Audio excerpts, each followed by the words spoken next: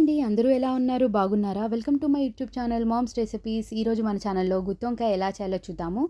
దానికోసం ముందుగా పేస్ట్ అయితే ప్రిపేర్ చేసుకుందాము. మిక్సీ జార్‌లో ధనియాలు, వెల్లుల్లి, కొబ్బరి, ఆనియన్స్ వేసుకొని కొంచెం వాటర్ యాడ్ చేసుకొని పేస్ట్ లాగా అయితే ప్రిపేర్ చేసుకుందాము.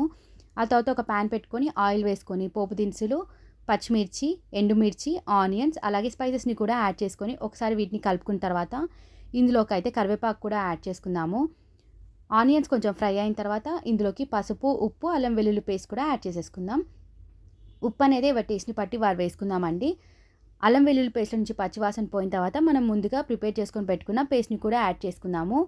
మనం కట్ చేసుకొని పెట్టుకున్న వంకాయల్ని కూడా యాడ్ చేసుకొని ఒకసారి వీటిని బాగా కలుపుకొని మూత పెట్టేసుకొని ఒక 5 మినిట్స్ ఇవి మగ్గిన తర్వాత ఇందులోకి సరిపడా కారం అయితే వేసుకుందాము. ఆ తర్వాత పెద్ద నిమ్మకాయ సైజ్ అంత చింతపండు గుజ్జును కూడా వేసుకొని ఒకసారి వీటిని బాగా కలుపుకొని మూత అయితే పెట్టేసుకుందాము.